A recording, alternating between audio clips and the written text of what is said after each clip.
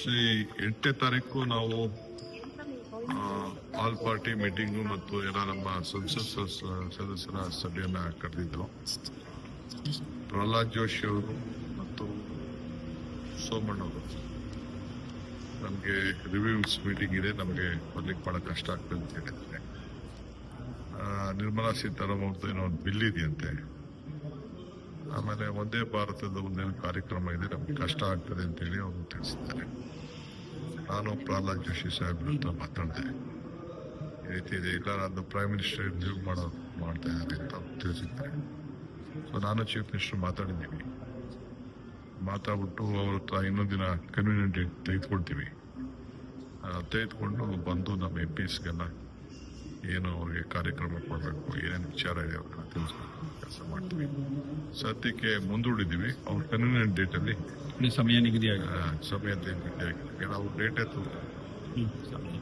ಯಾರೋ ಫ್ರಂಟಲ್ಲಿ ಇರಬೇಕು, ಯಾರು ಮಾಡಬೇಕು ಅಂತ ಬಹಳ ಇಂಪಾರ್ಟೆಂಟು.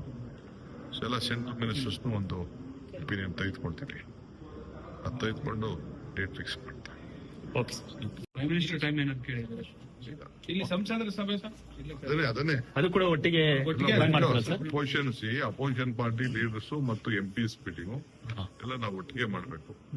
ಯಾಕಂದ್ರೆ ಎಲ್ಲ ಒಟ್ಟಿಗೆ ಸೇರಿ ಒಂದು ಧ್ವನಿಯಾಗಿ ರಾಜ್ಯದ ಹಿತಕ್ಕೆ ಹೋರಾಟ ಮಾಡಬೇಕು. ಅದನ್ನ ಫಿಕ್ಸ್ ಮಾಡಿದ್ರೆ CM ಎಲ್ಲರಿಗೂ ಟೈಮ್ ಇದು ಮಾಡ್ಕೊಂಡಿದ್ದಾರೆ. ಒಂದ್ಸತಿ ನಾವು ಯಾಕಂದ್ರೆ ಅವ್ರು ಪಾರ್ಲಿಮೆಂಟ್ ಅಲ್ಲಿ ಏನ್ ಪರಿಸ್ಥಿತಿ ಅಂತ ಕೂಡ ನಾವು ಕಂಪೇರ್ ಅವ್ರಿಗೂ ಕೂಡ ನಾವು ಇದನ್ನ ವಿಶ್ವಾಸ ತೆಗೆದುಕೊಂಡೇ ಮಾಡ್ಬೇಕು. ಸರ್ 8ನೇ ತಾರೀಕು CWMA ಸಭೆ ಇದೆ ಕಾವೇರಿ.